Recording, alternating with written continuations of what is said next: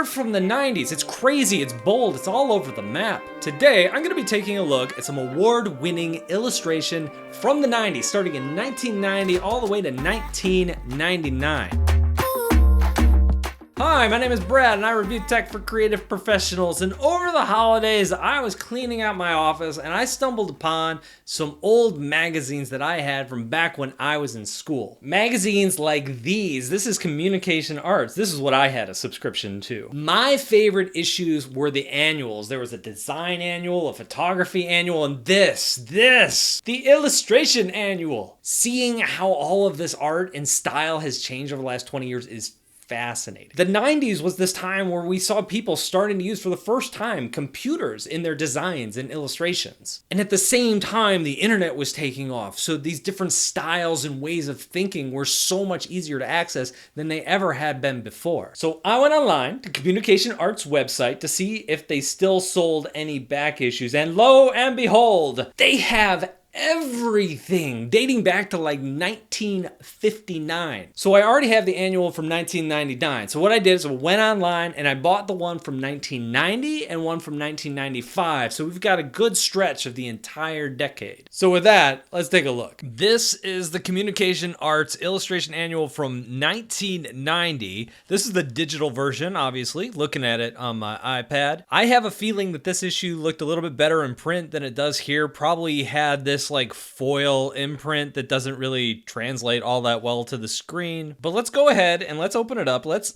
see what we have. If we just kind of scroll through the pages, we got our table of contents, and then like page 4, we get into the good stuff, the illustration. They're not messing around here. So the first thing I noticed when I was looking through this is photorealism is everywhere. There's much more focus on the detail and the nuance and the craft of actually getting those details and textures and shadows and things like that to look realistic than there maybe is in modern illustration. But if I zoom in on these, you can definitely see that. And some of these, like this one up here, this looks like it could be a photograph, but it's definitely not. It is painted. And as we scroll through these, you're going to see a lot. Like this is a photorealistic looking illustration here. This one here is a little bit more abstract. And the other thing you're going to find on all of these pages is it lists out who drew these, where they were published, maybe the agency that was involved, and of course the medium that they were drawn in. So number 1 that we saw on the first page was done by Bruce Wolfe. Number 2 was done by Milton Glaser. Wait, Milton Glaser? Like the Milton Glaser? Okay, side note, he's the guy who drew the I Heart New York logo. He created the New York Magazine logo type. You've probably seen his Bob Dylan posters. You've totally seen his work. So that's really,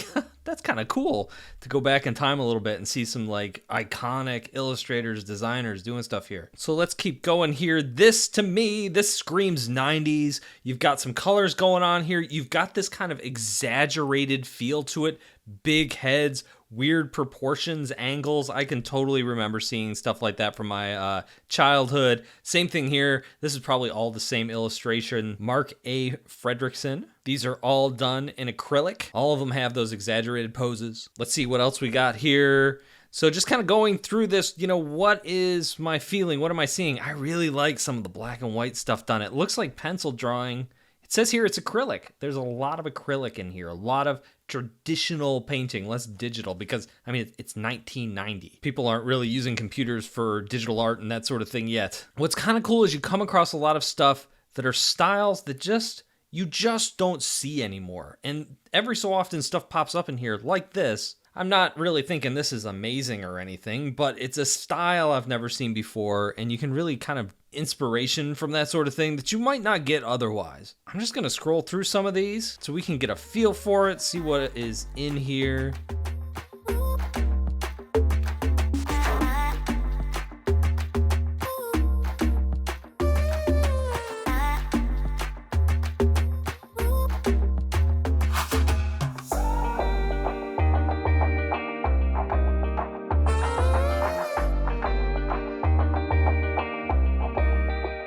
So the one thing that really jumps out at me as I go through all of this is that the artwork appears really dark. The use of black, the deep shadows, it's really strong in pretty much everything. Not everything, but most of these illustrations. If we were looking at artwork today, you just wouldn't see anything this dark. We see a lot of really heavy shadows and deep colors and things like that. The backgrounds are dark.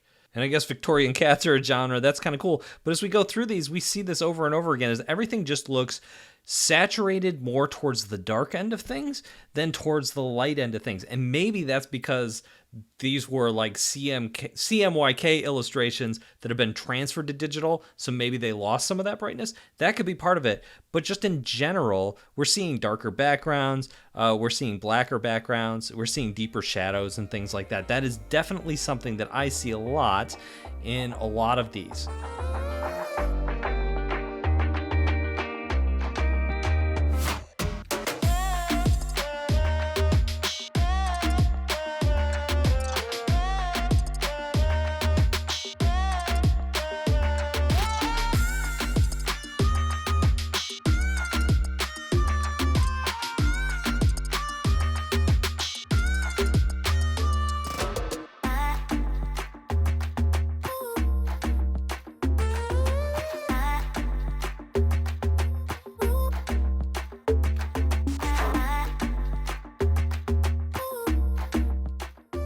Of course, since this is 1990, everything that you're going to find in here is done with traditional mediums: oils, acrylics, watercolors, pencils, ink.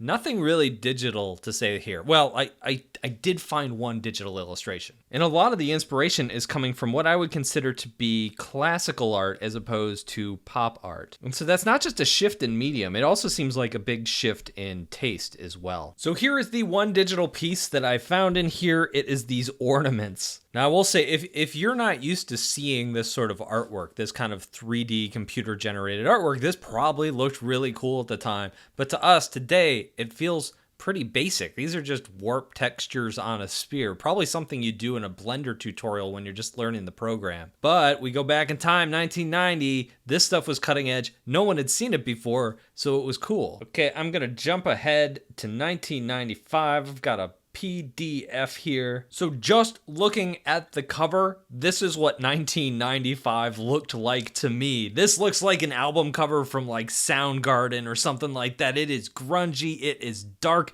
it's weird. There's like a wing behind this lady. She's got two heads. So immediately I feel a tonal shift from what we saw before. Now I've already looked through this, so I already have some idea of what we're gonna see here.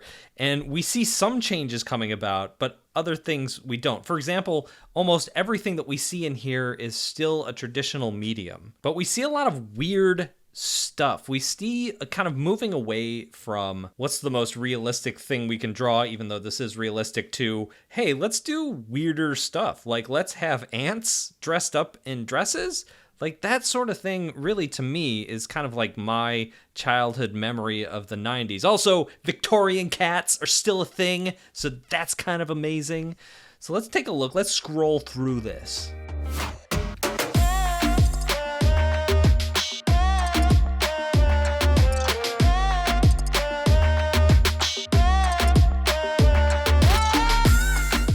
Another thing that I think about when I started getting into art and illustration in the late 90s is this sort of style. And it's interesting to see it here in kind of the mid-90s, 1995. This color scheme, especially yellow, red, this kind of tealish color. This is obviously a very cartoony thing. We didn't see a lot of cartoony, pop culture-y sort of things. And so we're starting to see that shift. Again, this feels like an album cover. You know, there's this handwriting, this weird stuff. Why is there a starfish on him? This is also a collage. That's what it says that it's made of. It makes me wonder if it was like digitally done. This was not digitally done. This one was oil on paper. This is a different style, but in a lot of ways, this still feels like the 90s to me. I think what I remember were like video game magazines from the 90s where like kids would just had these exaggerated poses where their hand would be like forward in the frame and look really big. And so this kind of illustration is that same feel to me. Something you just don't see quite as much today. Again, as I go through here, I'm seeing more exaggeration. This is a perfect example of that, like big head, stretched perspective, that sort of thing.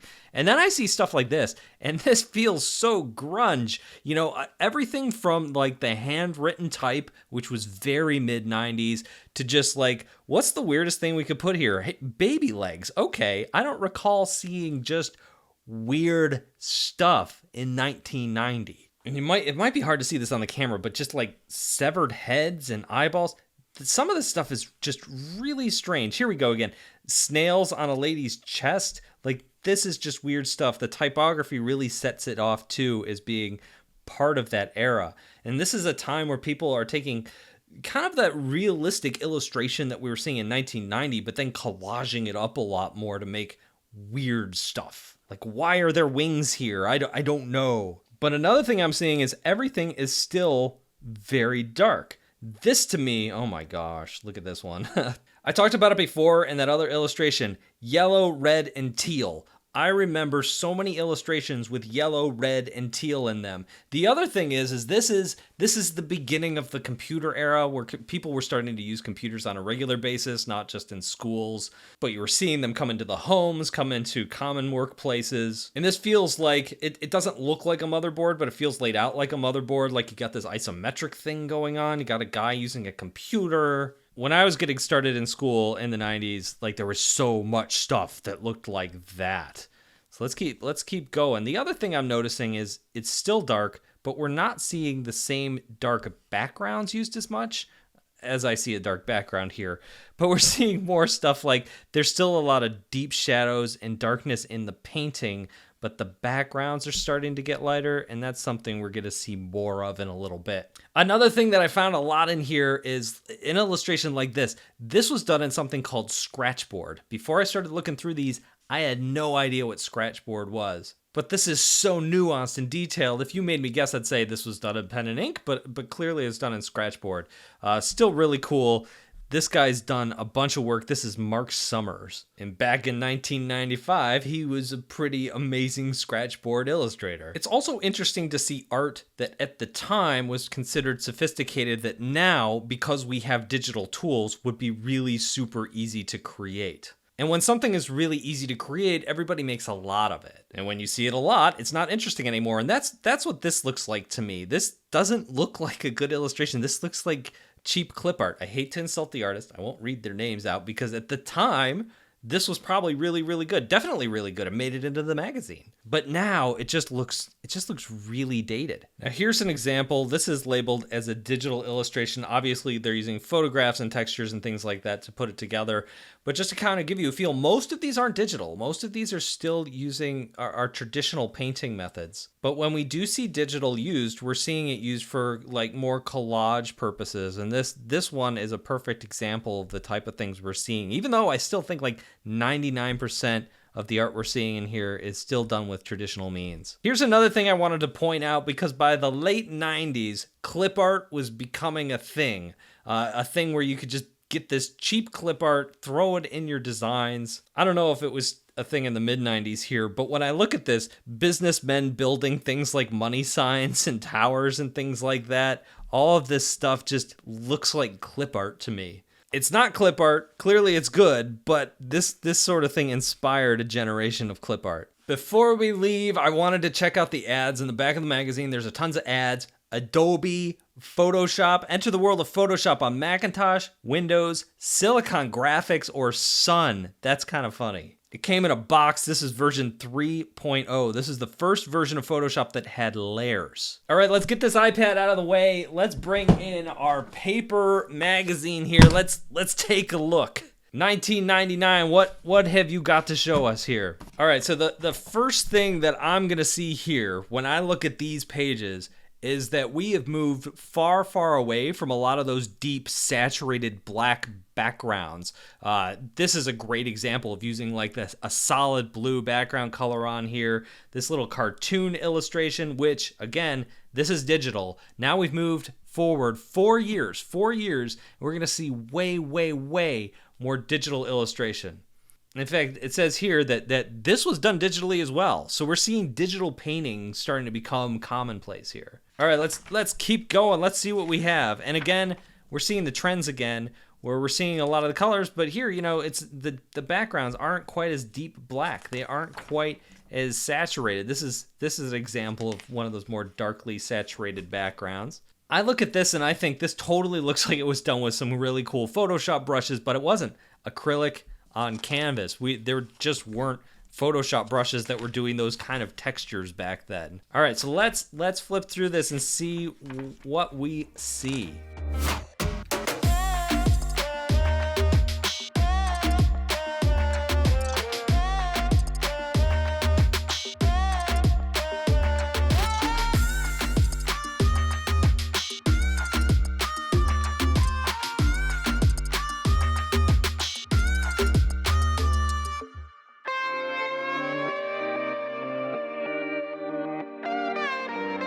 One thing I'm noticing is more pop art, like we're seeing Batman and things like that in a lot of these. Here's Seinfeld, here are people I know. And I don't know if it's that there's more pop art here necessarily, or if I just, by 1999, I knew who celebrities were, and in 1995 I didn't, which is completely possible. So over here, this is some cool looking illustration by Michael Bartalos, and this looks like it would be digital. I don't know if you could see that really well on the camera, but solid colors, looked like it could be really easy to do digitally, but it's not. This was done with cut paper. It was really interesting looking through this because I found a lot of examples where that was the case. I want to point out this one. This was illustrated by a guy named Brett Hale, and this is an 8x10, and it says digital. What's interesting here is this is the first example I've seen where a digital illustrator is trying to replicate a traditional looking medium through things like brushes. Like if we go down here, you'd think, hey, you could do something like this digitally today, but this was actually done with, what does it say there? It says it was done in acrylic.